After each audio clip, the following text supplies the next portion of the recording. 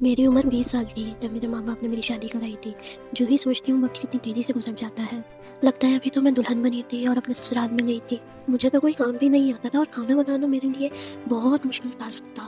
ان 5 سالوں میں نے اپنی زندگی سے بہت سے سبق حاصل کیے۔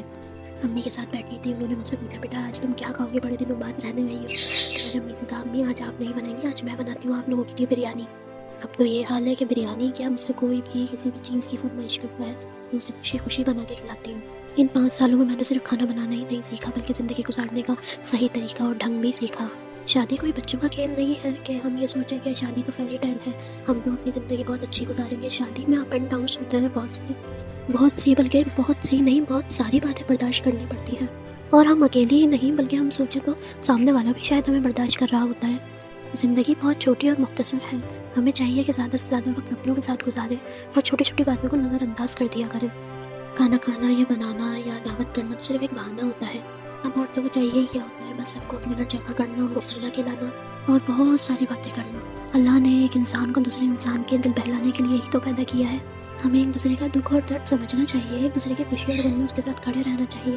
اپنے دل کو دوسروں کے لیے نرم رکھیں، اگر کسی کی کوئی بات بری لگ بھی جاتی ہے تو اس کو نظر انداز کریں۔ مجھے بہت اچھا لگتا ہے جب کوئی میرے اخلاق کی تعریف کرتا ہے۔ میں ہمیشہ سے اپنے ماں باپ کے لیے ان کا فخر بننا چاہتی تھی۔ ضروری تو نہیں تھا کہ میں اچھا پڑھ لکھتی اور جاب کرتی تو ہی ان کا فخر بنتی۔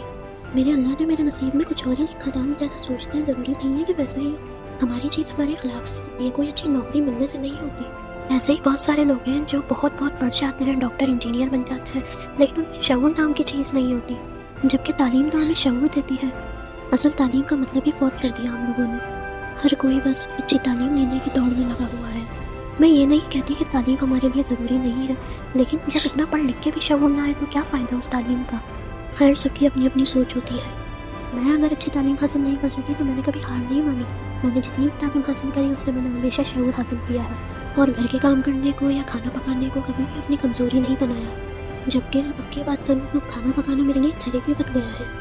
میرے دماغ میں کوئی بھی ٹینشن چل رہی ہوتی ہے، میں اس ٹینشن کو نظر انداز کر کے جاتی ہوں کچن میں اور اچھا سا کھانا بناتی ہوں اور پھر سب کو کھلاتی ہوں۔ کھانا بنانا کوئی راکٹ سائنس تو نہیں تھا، تو آج سوچتی ہوں پہ ہنسی آتی ہے کہ میں کتنی پاگل تھی۔